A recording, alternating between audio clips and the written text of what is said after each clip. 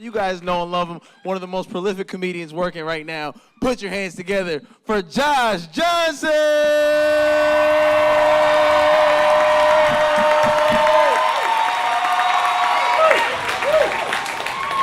It's funny how sometimes people like enter your life without you ever meeting them.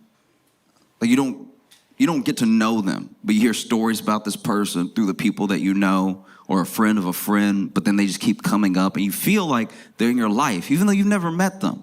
Wouldn't know them on the street if you saw them, right? There was a guy like that for me named Marty. I never met Marty. Wouldn't have been able to track him down if you gave me a 23andMe and a genealogy test or something like that. I knew Marty through stories because Marty had an interesting life. This dude spent a bunch of time in France. He was American born, lived in France for a long time, learned French super fluently, and apparently he told one of his friends, this is how I heard the story, that he dreamed in French. Like he spoke English, obviously, and he lived in the States again, but his dreams would just be full of people speaking French at different points and stuff. And it came up because here in the US, he met someone and they fell in love, but she was French.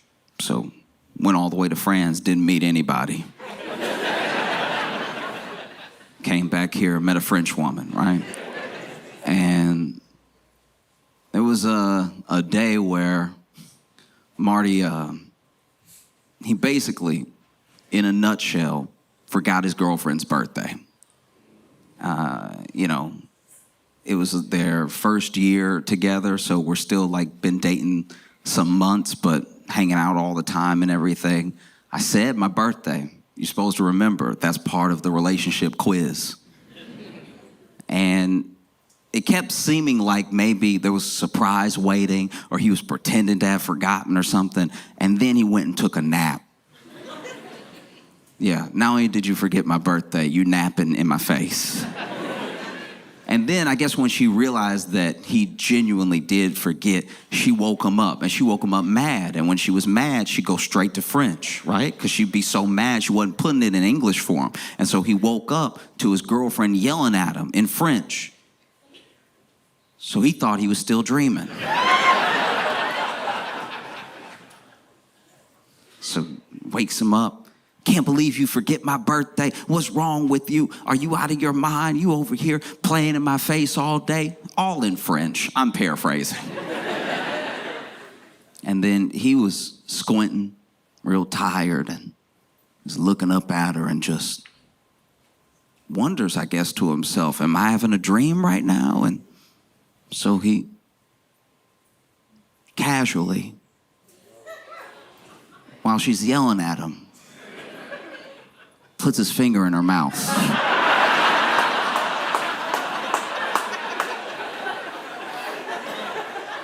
I don't know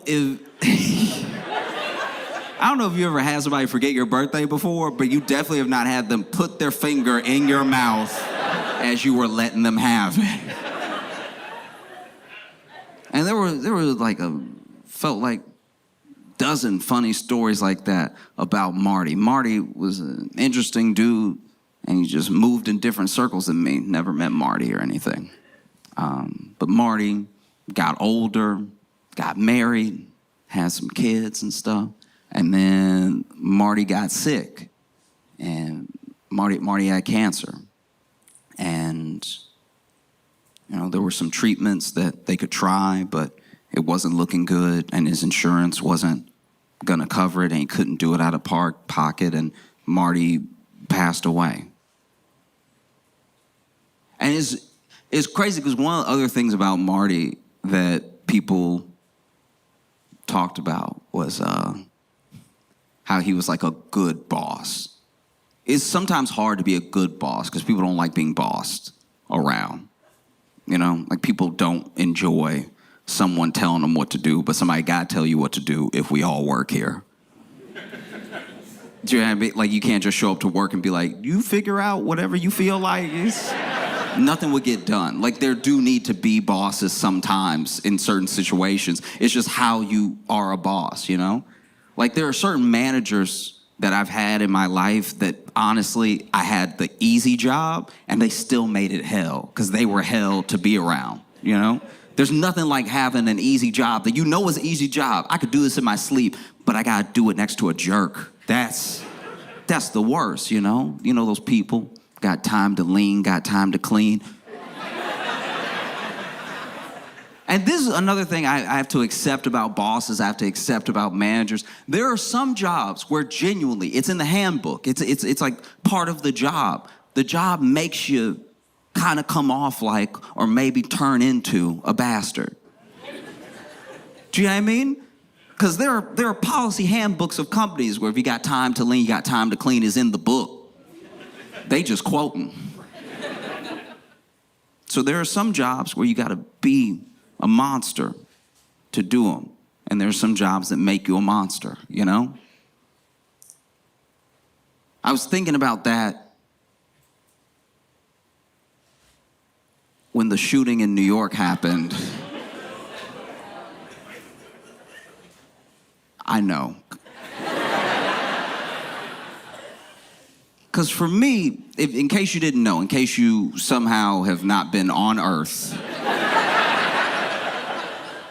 there was a shooting in New York. Basically, this dude walked up behind CEO of United Healthcare, and he shot him several times, and then he went off, right? But apparently he had been camped out there waiting. That dude walks past him. He goes pop, pop, pop, pop, pop, pop. And then he jumps on, apparently, a city bike,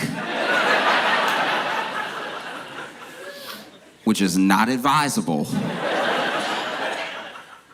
And then he heads over to Central Park and disappeared into the night/day, because it was day. It was broad daylight, too. That's also what felt so insane about it. It happened during the day. You gotta understand, there's New York day things and New York night things. We usually keep the shootings after dark. And when it happened, it shook everything up. Everyone was obsessed. The news was obsessed. The news was obsessed when it happened. The news was like, finally, we have something to talk about that's not Trump. Oh, wow. What a day. So the news talked about it all day. The news talked about it nonstop. The news would even have people on to discuss it who clearly were just finding stuff out in the moment with us on the news. They would bring the expert on and then play the clip. And then the expert would watch the clip and be like, damn, it's like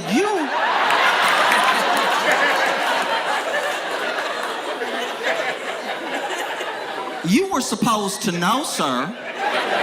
That's why you're on the news. The news was absolutely obsessed, right? The news even did a thing that I've never seen before that I very much resented, because I'm just gonna be honest with you. This entire time, I'm just gonna be telling you how I feel. I'm not gonna tell you how to feel. I'm not gonna judge how anyone feels. I'm just talking about myself, right? When I saw it happen, when I saw that video footage that they played, when I saw that dude walk up and pull out a gun and point it at that CEO, I thought to myself, thank God those are white hands.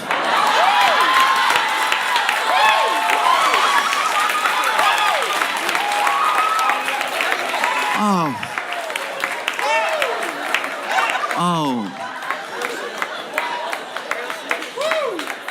When I saw those lily white hands,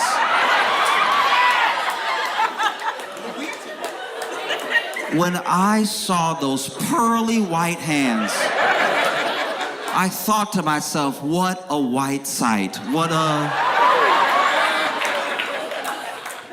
a beautiful white thing to happen that does not have anything to do with me, that should not blow back on me at all. What a white moment in America. And then in their obsession, continually, over and over again, describing what happened, going over what happened, the news did something. CBS this morning showed the clip. They showed this man walk up, pull out the gun, and they said on CBS in the morning, a light-skinned man.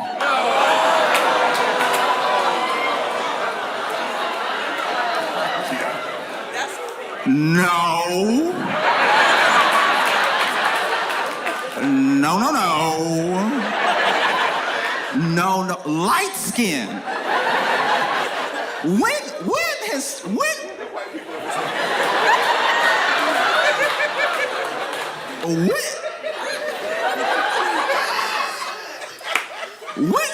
has the news ever said light skin?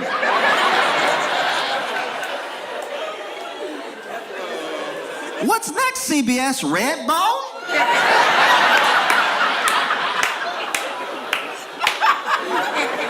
Light skin. I was horrified. No, you know, if it had been a black person, they would say black, because they love saying black. Anytime a black person does something, the news is like, this black. This black was last seen at the scene of the crime. You know this black. If you've seen this particular black, call this number so you can report him for his blackety-black crime. Guys, light skin.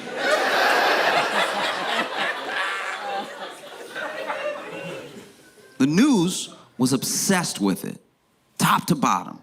You could not watch anything else. I'm sure stuff was happening everywhere in the world, but you wouldn't know it.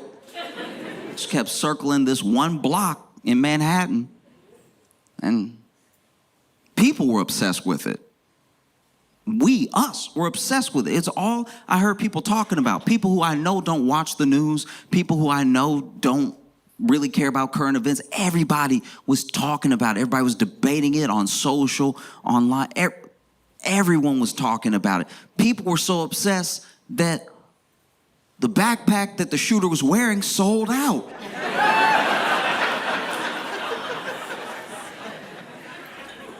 Because in America, everything is an ad, including murder.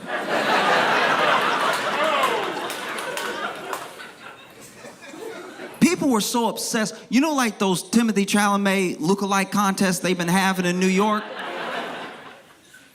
A bunch of white people got together, because they knew he was white. A bunch of white people got together in the park and all dressed like the shooter and had a shooter lookalike contest. And it's been done in comedy before. I understand. It's a joke that's well worn. White people be like this. Black people be like this. But can I just say,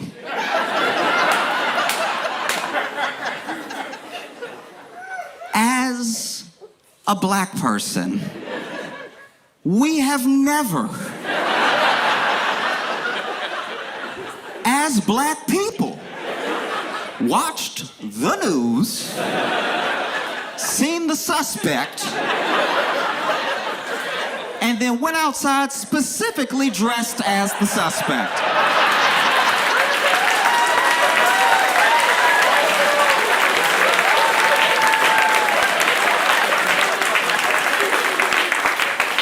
We've never watched the morning, the 8 o'clock, the 10 o'clock, the midnight news and been like, oh, that's a good fit right there.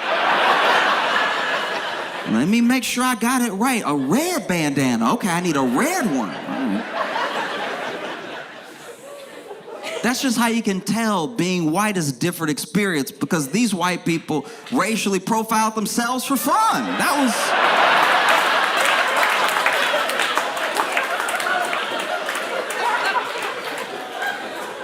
That's just having a time.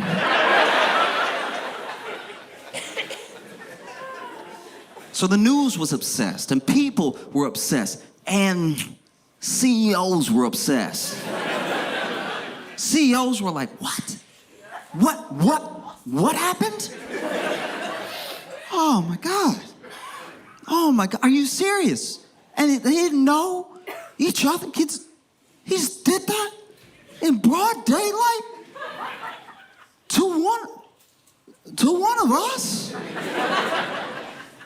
CEOs started making moves, man.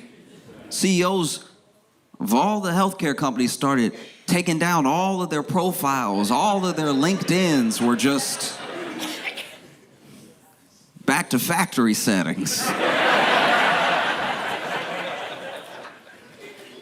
And look, I need to be clear about something. I mean, you're gonna glean this off of me the entire time. I don't want anybody to die, right?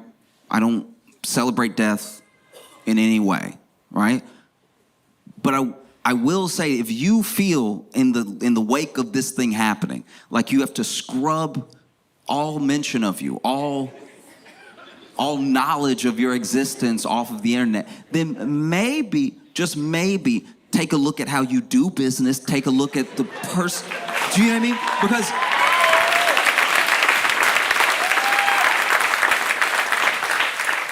Because I've seen this thing before in a different way. Okay, so I had a buddy who, I went to his apartment for the first time, and this dude, I understand taking precautions, because that's what they will say they were doing. They were like, we don't know the motive. We don't know why this person would do this thing. We don't know who they are. We don't know if they're going to come for one of us. So we try to protect ourselves, you know, just take everything off. And that's what this guy was doing. I went to his house for the first time, went to his place, and he had 6 locks on his door.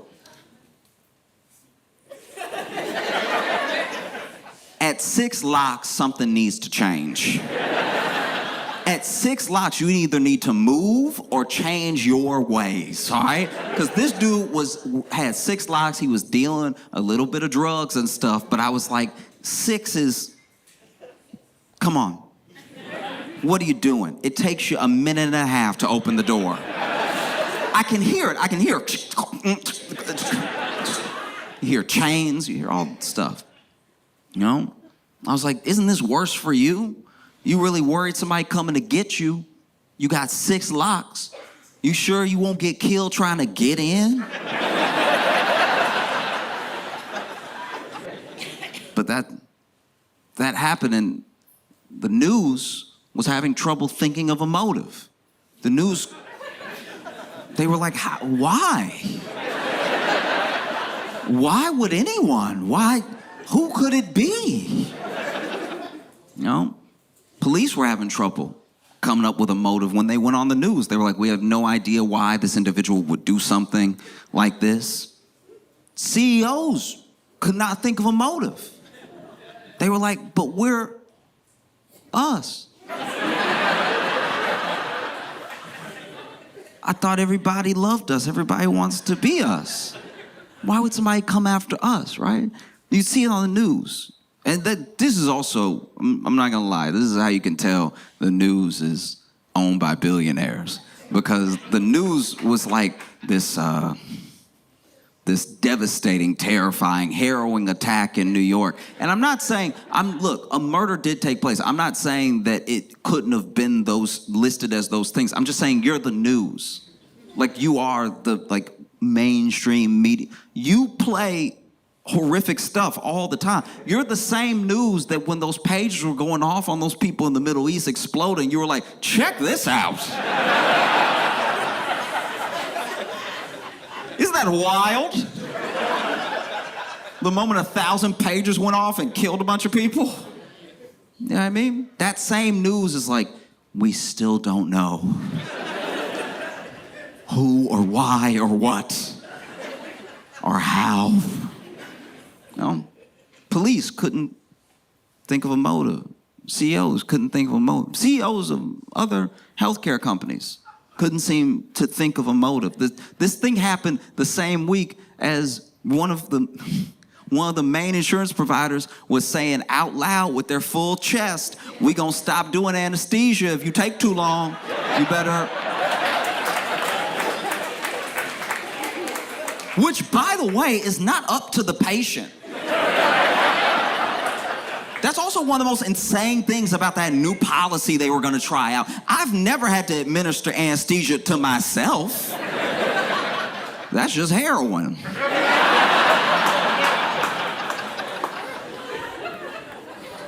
Yeah, if your surgery takes too long, it's not like they're there, by the way. It's not like they have to wait on you in the waiting room or something. If your surgery takes too long, we're gonna charge extra to put you back under. If your surgery takes too long, we might not cover more anesthesia. What? In what world did we think you could pay for health insurance and then you wake up during, who knows, whatever serious surgery you're having, and then your doctor has to be like, hey, do you have like $650?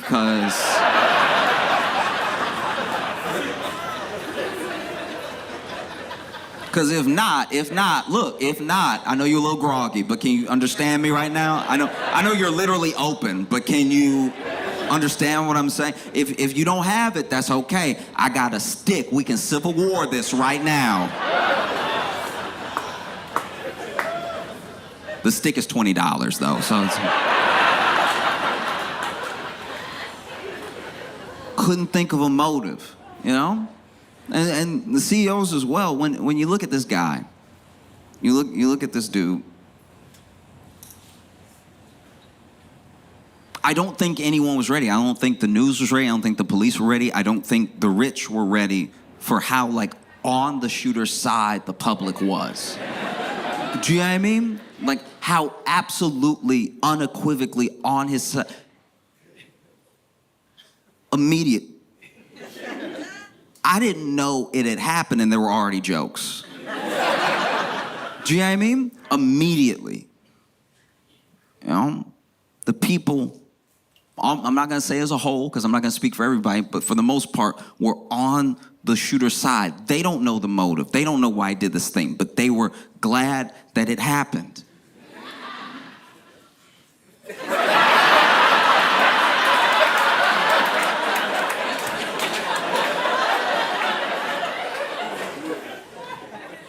And so out of it, you get these CEOs, you get these rich people going on the news and really campaigning, being like, look, the CEO, this man was a father, this man was a husband, this man, and they really appealed to the humanity of this CEO.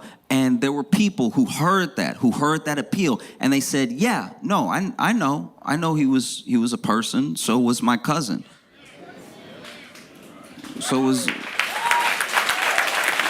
was my brother, so was my sister, so was my friend. You know what I mean? This man had children. He leaves children behind. This is a senseless death. It did not have to happen. And it's like, yeah, no, I know about I know about avoidable deaths. You know? I'm a customer. I know people who have died these avoidable deaths because it took too long to get their medicine, took too long to get the treatment. Maybe it wasn't covered. Maybe they're on the phone forever. This man was a father. He was a husband. Okay, so was Marty. You know what I mean?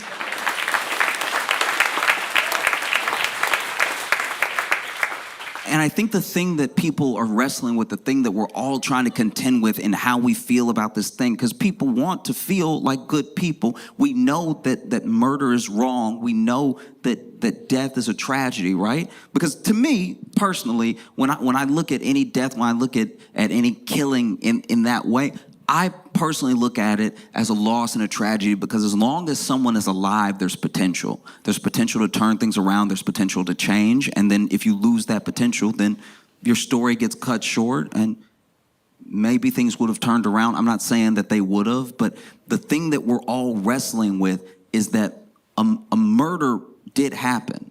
Someone killed someone in cold blood. They just didn't kill an innocent man. Do you know what I mean? That's also what feels so conflicting about it. Like, a killer killed a killer. This dude was the CEO. A lot of people died under his watch, through his policy, through what United Health does. You know? There are a lot of people that are gone, and when you can When you can see an act happen in real time, it's very easy to look at it, be shocked by it, and call it murder. When you can spread all of the culpability, when you can spread all of the actions across thousands of individuals and a whole system, now somehow it's nobody's fault, you know? And like you look at someone like Brian Thompson, that CEO, that dude was, to himself probably, I'm assuming, just good at his job. It's his job to make the company money. I don't know what CEO, outside of maybe like a gun manufacturer, wakes up and wants people to die. Like, I don't know. I don't know what CEO wakes up. These CEOs, they work 80-hour weeks and they don't see their families and everything, but they do it because of their obsession to succeed and to build up the company, to make the company successful, to give back to the shareholders, all the reasons they come up with. And if some people die along the way, then that sort of is what it is, right? But this dude, make no mistake, he was a killer. He was such a good killer that the company was like, damn, Brian. Damn, you cold-blooded. We need to make you CEO. Wow, you don't care. You don't care at all. Women, kids, you get them all. Wow, Brian. He got promoted the way a gang member becomes a leader, you know? You're the coldest one out here. You know? It's tough. It's really tough. It's hard. It's also hard because when you talk about it or whenever you're feeling what you're feeling, you don't want to. We're all human, but you don't want to lose your humanity. You know, like you don't want to get so spiteful that you lose some of yourself. You know, and so this dude, they're looking for him, and it's hard because the people are on his side. There's literally people dressing up as him, right? And I'm not gonna lie, I feel like some of the cops were even on his side because the cops were on a manhunt for him in Central Park and they weren't looking hard.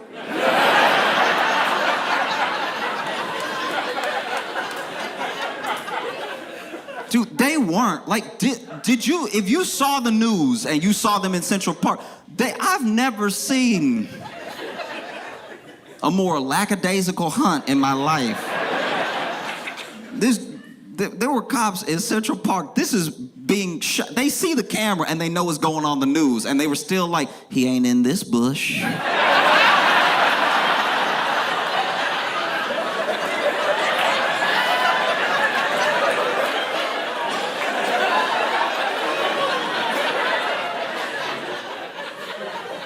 Where else is there to look?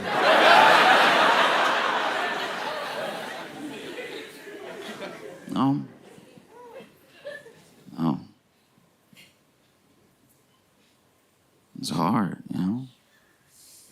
And it's also difficult because you want to have empathy for everybody if possible. You want to see every angle if possible. But this one is tough in a way because of what Brian was. Just a representative, by the way.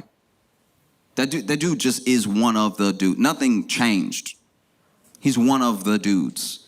And he can be one of the dudes because the system's already there. So it's not as if doing anything to him does anything to the whole, right? I mean, I will say, I do think they rolled back that anesthesia thing. That did happen. Maybe they'll go through with it later, but for the time being, it seemed like they were like, ooh, okay. You know? But he's allowed to be where he is, how he is, because of the system at play. A system, by the way, who didn't care about Brian either. Let's be honest about that. You know? Because that man was headed to a meeting when he was murdered. And investors still had the meeting. That's how it works. They were getting notifications on their phone that Brian was outside, and they were like, ugh, so the minutes. How's next quarter looking? I mean, that's why it's not worth it. You know? When you put like that much profit over the person, you were also lost in that thing, right? And I think that's a harrowing thing. I think for CEOs, that was like a terrifying moment, because it was the first time that they saw that we see them the way they see us. Do you know what I mean? That's gotta be scary. Because for them, make no mistake, for them, we're not clients, we're not consumers, we're not customers, we're not even users. None of the names that they put in their reports, none of the things that they say to their shareholders, we're numbers. We're an account number, we're this thing. Which is why when we go away, when we disappear, when we die, it doesn't really mean anything to them, because they never really saw us. And then the response to this shooter, this like overwhelming positive response on social, I'm not saying it was everybody, but a lot of people, it was kind of this wake-up call that we don't see them as people either, which is, that's scary. That's a scary place to be in, you know? Because when you would see it on the news and the news described it, let's not mince words. It was a murder. The man was murdered. You know what I mean? And the news would describe it as if it was the singular event in history. This horrific crime that took place in the streets of New York in broad daylight, this harrowing attack. And I'm not saying that it wasn't. I'm just saying that the woman in the video with her coffee that got out of the way didn't spill.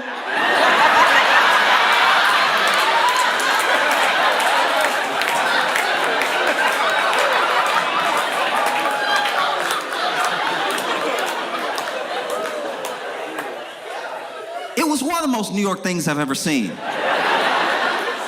For someone to get shot and then a bystander be like, he ain't shooting at me.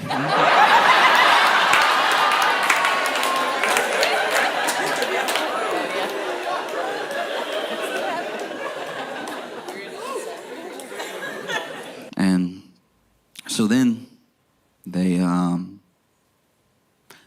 catch the shooter, right? And when they caught the shooter, I was at a coffee shop. And everyone got a notification on their phone. We weren't all talking to each other. Just you could see everybody was either already on their phone or pulling their phone, but I heard beeps. I heard all the little notification noises. And then in this coffee shop, I'm not even kidding, there was a collective, "Aw."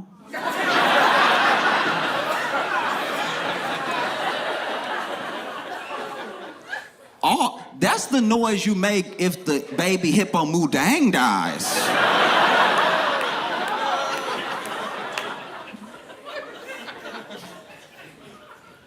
That was wild. Oh, yeah, they caught him in a McDonald's. And there was footage of him on the news later in that McDonald's eating a hash brown. And when I saw that, I was like, wait, he's eating a hash brown at McDonald's. He's eating McDonald's hash brown.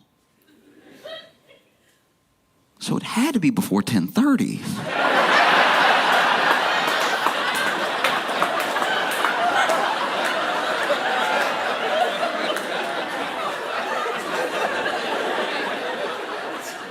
He's eating a McDonald's hash brown, which means somebody woke up early to snitch. Damn, barely awake at 9 o'clock. I don't know. Blinking. Oh, that must be him. Let me make the call. You know? And what's even crazier about that is apparently, at least as of the time I am talking to you, it looks like that McDonald's worker that called him is not going to get the reward money. Which, wow. Is not going to get the reward money. And people were looking it up. The person was like, why wouldn't I get the reward money? Everything. Apparently, what they were told and what the internet says is like, actually, the process of collecting reward money for turning someone in is very complicated because there's an amount that has to be it has to be approved by two different bodies, and one body approved the $10,000, but when it got up to like 50, 60, it wasn't approved by both bodies. So then when they turned them in, they may not get anything at all, actually, because there's so much confusion around how much to give them or if it's the full amount. And I'm like, damn, that's kind of wild to me, because there was no confusion when they called and they were like, nigga here.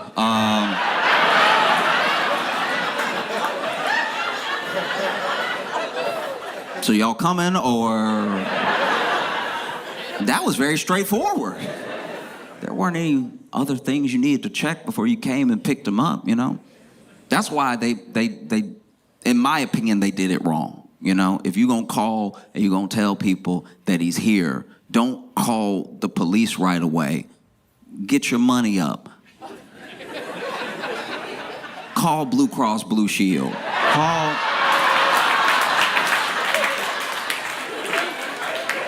Call Blue Cross Blue Shield and be like, hey, I know you don't know me, but I think I might have eyes on your boy. And we don't know what he gonna do next, so what are you thinking, 50, 60? I'm just wondering how much he's worth to you, you know what I mean? Because I could make some other calls if you want. I can call a couple different people. There are about 6 providers. Y'all got a real monopoly going on, so. Okay, because he might be here, he might not. Hurry up. It looked like he leaving.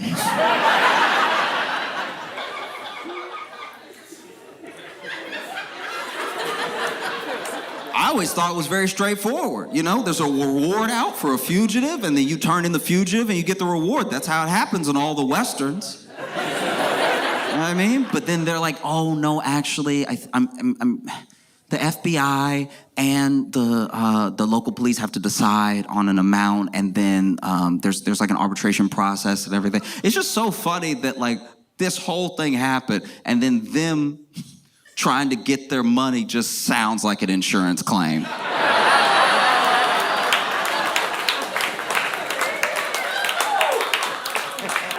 You know? So then they come and they catch the dude, and he has everything with him. He's got his backpack with him, gun in his backpack, 4 fake IDs and everything. And it's kind of wild because so many people, when the attack first happened, thought this dude must be an assassin. How do you get out of New York? This man was in Manhattan.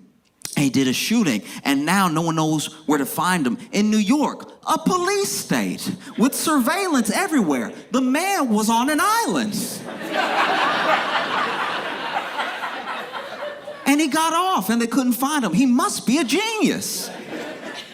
And then you find him at 10:02 in McDonald's in Altoona, Pennsylvania, with hash brown crumbs all over his face.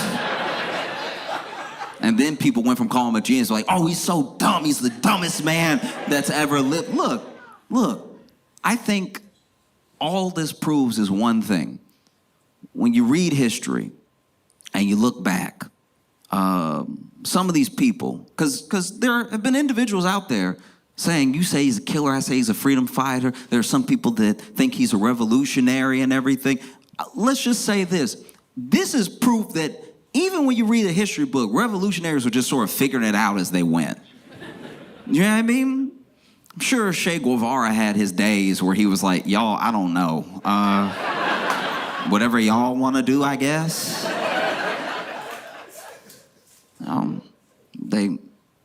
They see the fake IDs, they question them, they bring them in and everything. And his name is Luigi Mangione, or Mangiani, or Mangione. There's so many different ways I've heard his name pronounced that I'm not positive the name he going by wasn't just one of those fake IDs. Like, that's the most cartoonish name I've heard in years. Luigi Mangione. It sounds like you making fun of an Italian person.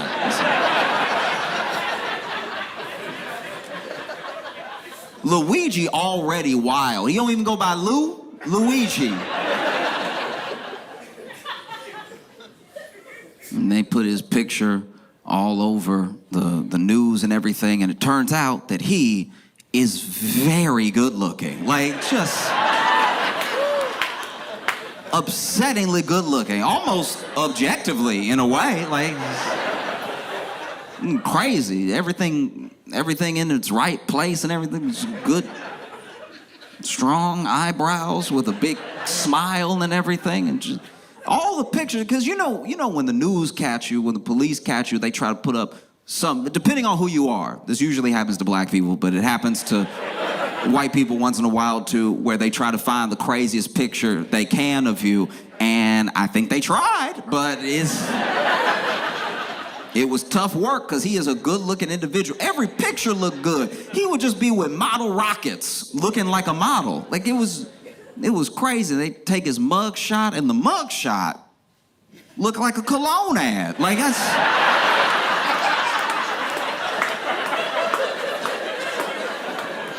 that was upsetting to me as a fellow man. I was like, y'all gotta get one bad pic, please. One bad picture. He was doing everything in that mug shot but biting his lip. Like, you've seen the mug shot. My man was...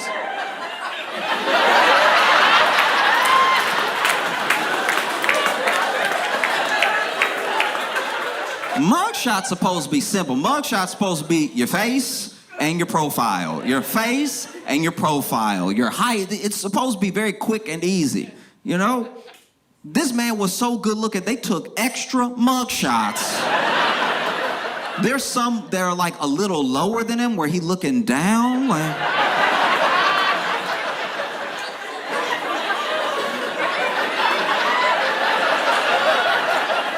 There's some up high where he just like, you can tell, even the mugshot photographer was like, now do it like you're a bad boy.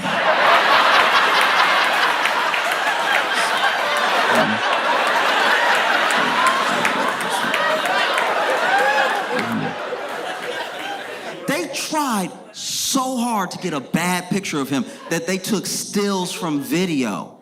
They tried to take stills from video because that usually gets people. You take a still from a video and somebody was blinking weird. Okay, normally people blink with both eyes at the same time. Every once in a while, like let's say you mid-yawn or something, or you're chewing, one eye might close before the other eye.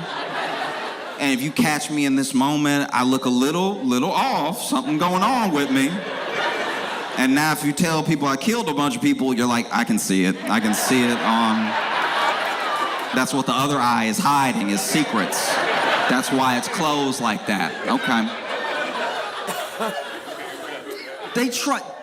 This man was being led to the jailhouse through what looked like a tunnel, and he getting pushed by police through a tunnel, and he's screaming. And they took stills from that, and those still looked good. Good screaming. This man's getting pushed through the tunnel, yelling back at the media, going, ah! Like just... I'll show you right now.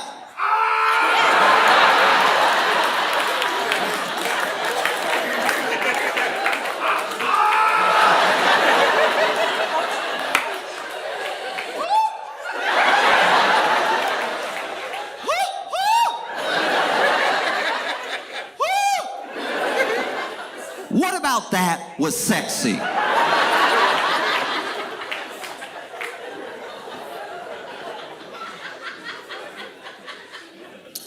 And people already thirst trap me. We thought Ted Bundy got letters.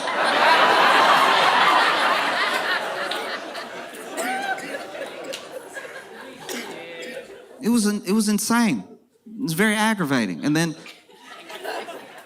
every picture looked good to the point where editors and media consultants and stuff like that were like, stop putting pictures out of him. That's how good he looked. They were like, stop. You botched it. don't put out another picture. And you could tell that the newspapers were getting aggravated because these newspapers and these media companies are owned by billionaires who are terrified right now of what's happening. And they see the public lauding this dude as a hero, and they're trying to get at least something. The cops literally had to tase this dude so he pissed himself, so he took one bad photo. But even in that one, you're like, aw.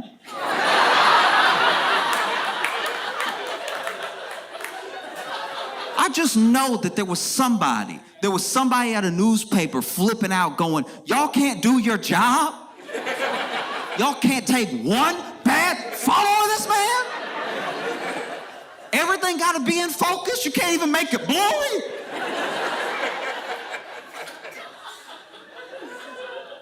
But I'm not gonna lie, when they caught that dude, I felt, everything started to come back up top, like surface level again, where I felt bad for a lot of different people, you know? I did feel bad for Brian Thompson's kids, because you don't pick who your daddy is, you know? And to a certain degree, I even felt bad for the shooter, because I'm like, you're 26, and you have money, something happened. Something happened. You're smart. You have your whole life ahead of you with all of this opportunity. You disappeared for some time, and now you do something happened, you know? But I felt especially bad, like really, really bad for women. Because finally there was a good-looking, rich, well-read man who has nothing to do with Hollywood, but he does murder some. So, you know what I mean? I could just see somebody trying to defend him. Just women defend their men too hard sometimes. Just like, he just did one.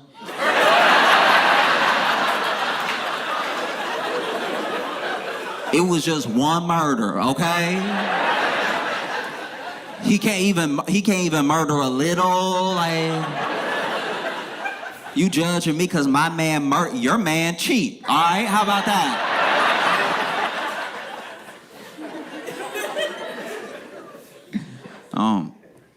Felt bad for a lot of people when it happened, when it became like surface level real again. It wasn't just this like spy crime mystery thing. It was like back down to earth with real people. I also feel very bad for anybody else who got shot that day. It's New York. A lot of people get shot in New York every day. Imagine you get shot in New York. Ow, they got me, right? And you holding it. And let's say you're an artist. So you actually do your own police sketch of your shooter. And then you hobble your way over to the police station and you put it in front, like, look, that's exactly what he looked like. I had a lot of time to draw it. Can you go looking? And then the police look at you and be like, sorry, this other thing's sort of an all hands on deck. You know? But yeah, it's tough. It's tough because, you know, there was even a lot of talk about which CEOs in this whole thing were safe. Do you know what I mean? Because like healthcare CEOs were on high alert, but I'm not gonna lie, you know, Luigi, he went to Starbucks and then he did that murder and then he hopped on a city bike and he left New York and everything. If you the CEO of Starbucks, you gotta be like, oh, thank goodness.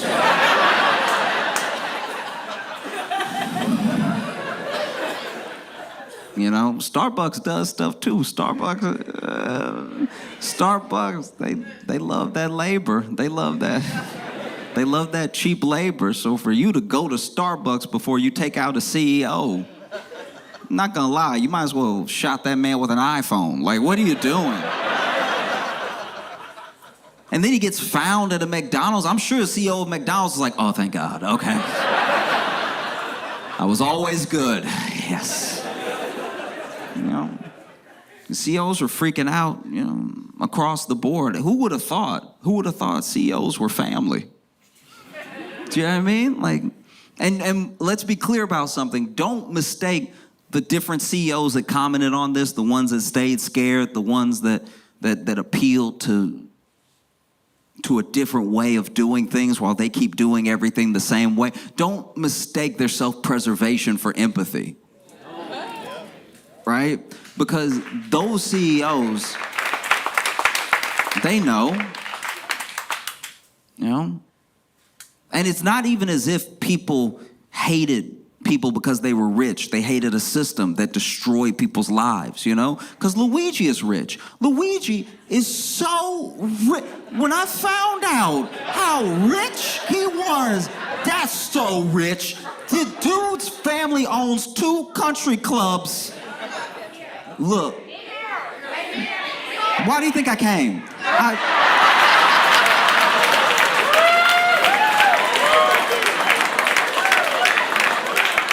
This dude's family owns 2 country clubs. This is just me outside looking in. I didn't even know you could own a country club. I thought it was owned by the country. I had no idea, because usually people don't put their name on the country club they own. It's not like it's Rick's Country Club. Like, that's crazy that Luigi's family had more money than the CEO, but then the CEO comes from like humble beginnings and has more money than Luigi does personally. And so it became this whole thing where some people started turning on Luigi and then rooting for the CEO. It was odd because people got too wrapped up in the money. But for me, it's not the money specifically. It wasn't about who's rich and who has more money than who. It was about a system that destroys people's lives, It was about the fact that some jobs make you a monster and there are some jobs you have to be a monster to do. You know what I mean? And so for me, I don't even care that Luigi is rich, because the people, right? The people that love that it happened, the people that didn't care that it happened, the people that just wanted some taste of revenge for how healthcare and health insurance has destroyed their life. We use healthcare and health insurance interchangeably, but I think you know what I mean, how these insurance companies take the good work of doctors, the good work of nurses, and they make it so it's inaccessible, And I think that the CEOs were scared, but let's be honest, not all CEOs were scared. I'm pretty sure the CEO of Ben and Jerry slept pretty good this entire time. Nobody was calling for all the CEOs. Nobody wanted to get Ben or Jerry. We were both very happy with those individuals. You also have a year where whistleblowers who try to stand up to power and a system, not just like one person, right? Because that's what I think a lot of CEOs don't understand, and why a lot of news media didn't understand about how the people feel, is that there were people who tried to do things the right way. They whistle blew, hey, this company is doing this thing. It's either putting your life in danger or it's stealing from you. And then all of a sudden, 2024 seemed to be the year of whistleblowers turning up dead. You know what I mean? Look at the Boeing whistleblower. That dude turns up dead when he's supposed to testify in the thing he already risked his life to do, and you're telling me he just mysteriously died in the parking lot of his hotel room that nobody knew he was staying at? Come on now. Come on. And then my man is blowing the whistle on a bunch of stuff we already know. He's like, the door gonna fly off. We heard.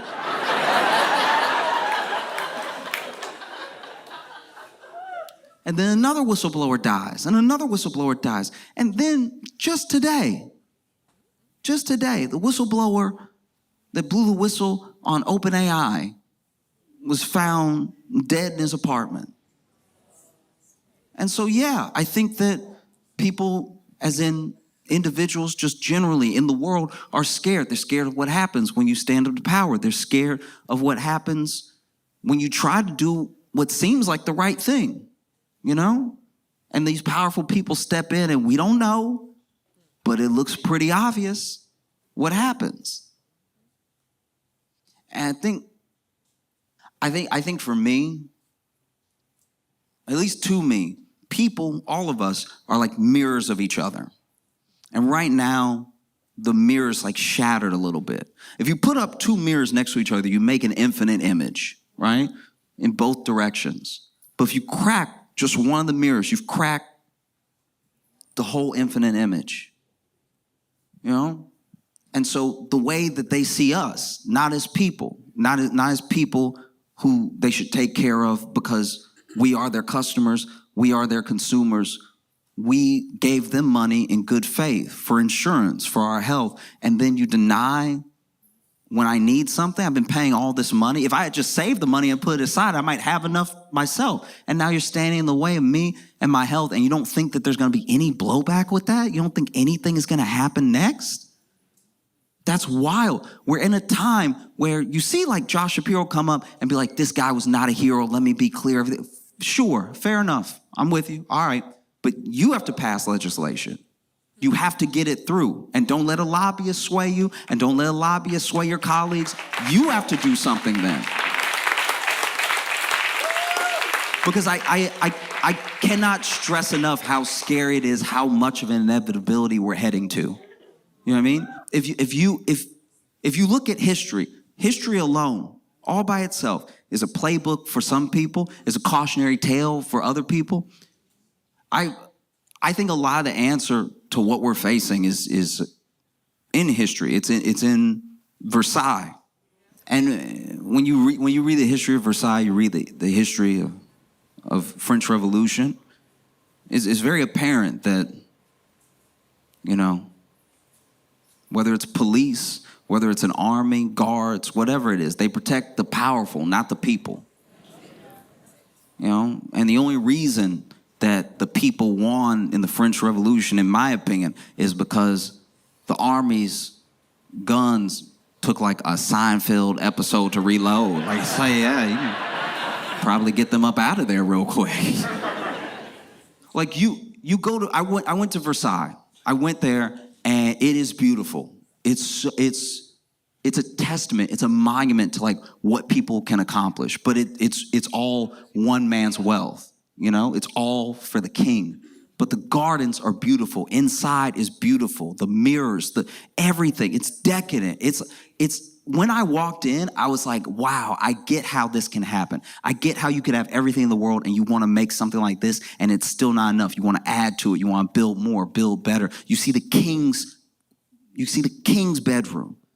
You see where Marie Antoinette, her, it's like you see so much. And then you walk through the thing and you also are like, oh yeah, I can also see how if you were hungry enough and you broke in here and you saw what they did, you would probably grab everybody.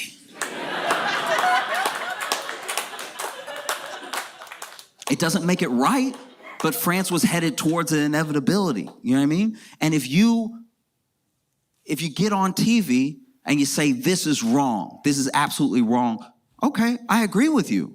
But what are you gonna do now? What's the plan? Like, politicians cannot afford to do nothing. CEOs cannot afford to do nothing. And the people cannot afford to do nothing. And if the last part scares you, you might be on the wrong side of history, you know? But that's a tough thing too, because now there's a lot of people saying like, all right, you got them, but good luck finding a jury.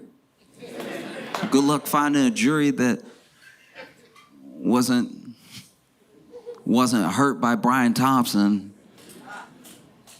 Yeah, that's a tough one.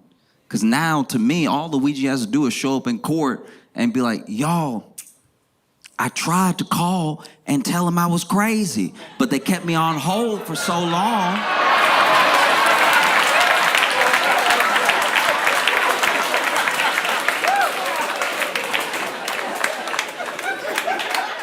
They kept me on hold for so long, I figured maybe I'll just go talk to him personally.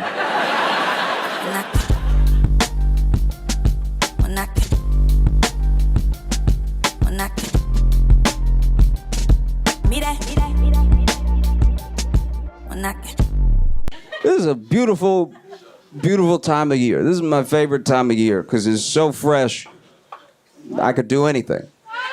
I could really be anybody so far, you know? And by January 10th, I'm like, I'm me. Never mind. I had a lot of plans, but a week and a half. It's so early in the year, it's almost weird if you've already had a bad day. You know what I mean? But this is New York, so you know somebody has. I was on a bus on January 2nd and just heard a guy go, fuck! Just to himself. I don't know what was going on in his life. But January 2nd, he was like, it's over. That's a wrap. Oh, it's crazy. I also love this time of year because it's the last little bit of runoff where you're still trying to return Christmas presents. Like the bad ones. Like you on the phone with customer service, like, no, I have the receipt, please. Like it's... And this is the thing, a lot of people give gifts and everything, but they don't know if they gave a good gift to the person, especially if they don't know them well, right? And my thing is, this is how you tell if it's a good gift in this present day we live in. If you didn't get a gift for someone from a store that was looted in 2020, that's not a good gift, I'm not gonna lie. Do you know what I mean? It's a very easy metric now. Because, look, I'm just saying, everything's free when we looting. And there are brands that know that they didn't get touched. Like, honestly, if I was a shop owner, I would be embarrassed if I showed up the morning after a riot and I get to my store, Nike store ransacked, Louis Vuitton store unrecognizable, and then my store pristine, not even... broken glass. I'd be like, I gotta hang it up. I didn't know it would be like this. Can I burn it down and say it was part of the riot? Cause this is a shame. I remember that was a very specific time. This is my favorite thing about any riot that happened in the U.S. in 2020. There were some stores that boarded up that really didn't need to bother. Like. Nobody talks about that, but there are a couple places that were like, oh, we gotta batten down the hatches. Like, no, you really don't, I promise. Nobody is checking for you, okay? There were brands that were feeling themselves. Like, I don't know if you remember this, but you can look this up. This is a real thing that happened. In 2020, during the protests, there were Sweet Greens that boarded up in preparation. Sweet Green. I want to meet the person who made the decision. I want to meet the person who was like, all right, it might get crazy out here in Seattle. And you know it when it gets crazy. You know what niggas love is arugula. So we got to hold it down, all right? Got to protect the inventory, okay?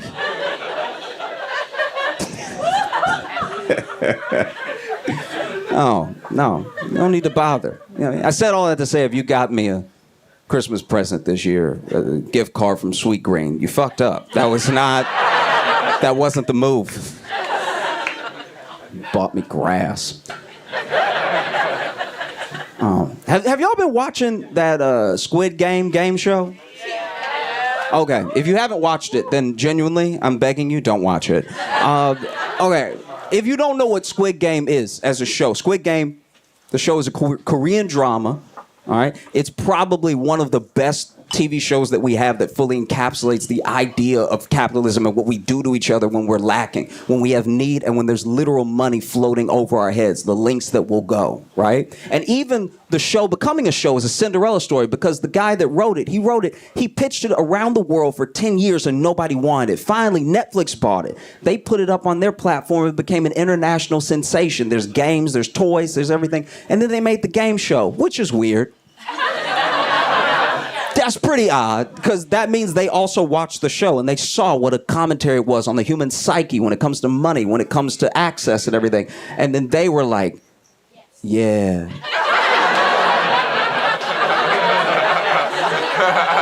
We should do that. Yes, we should do that. Let's round up these pores and make them battle it out. We'll get 400 of the saddest stories you've ever heard in your fucking life.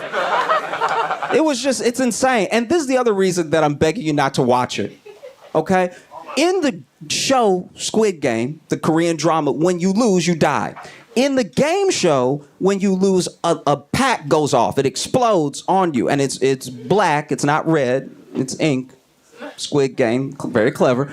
And it explodes, but they still make the people fall like they died. And it feels like they test running killing a person in front of us. Do you know what I mean? Because when I was watching the show, the first person lost and then they fell. And I was like, that's a little dramatic. All right.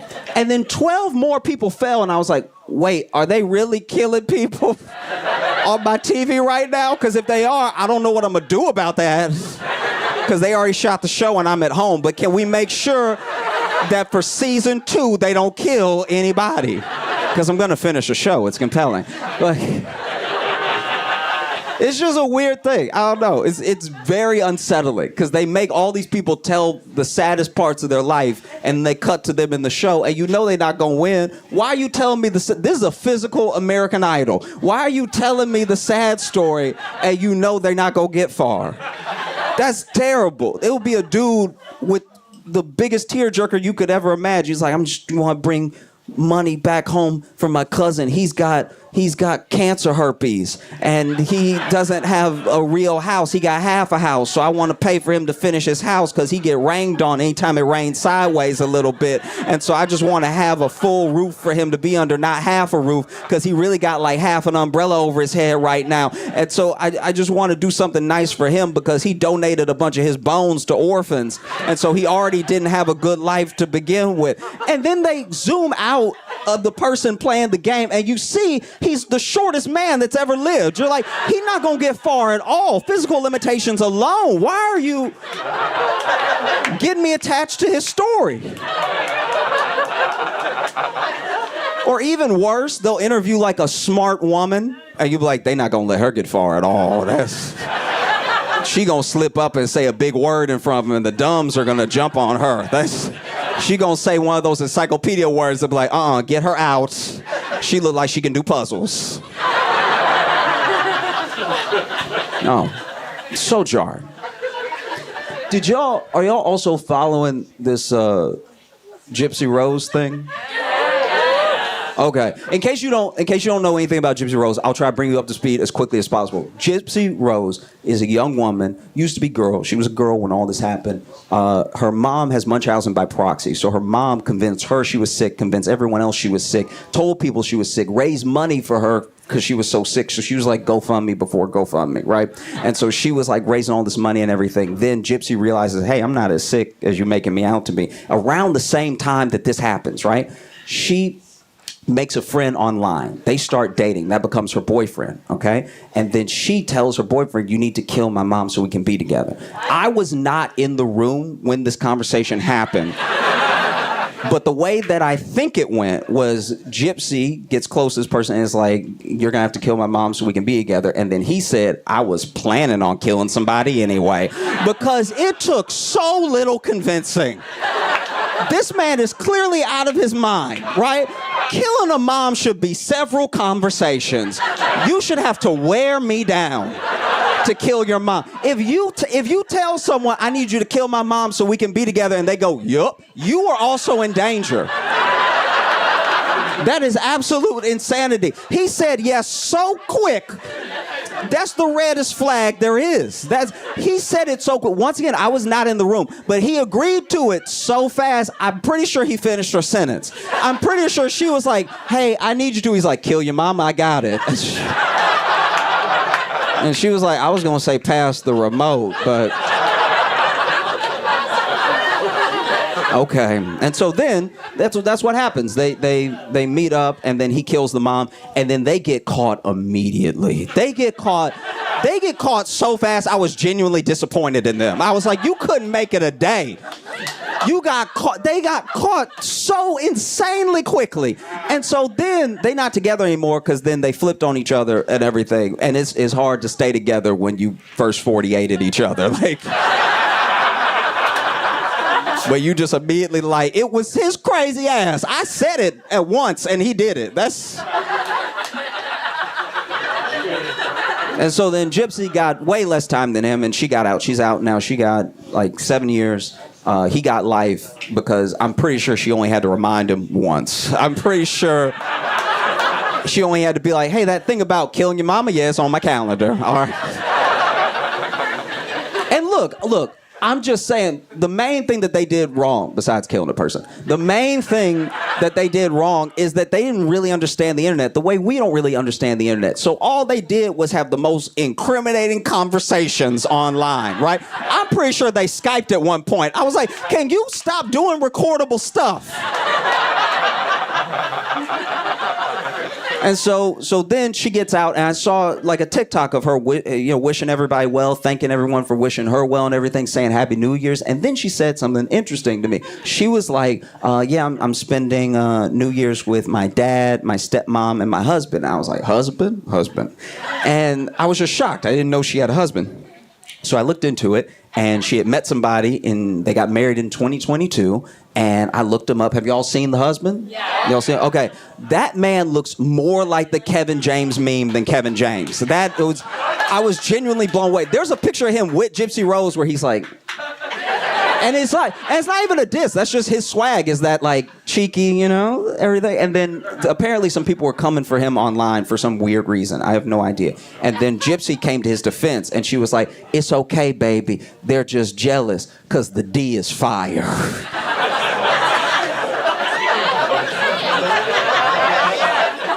You know what? I'm glad you had a happy ending. I'm glad you're okay.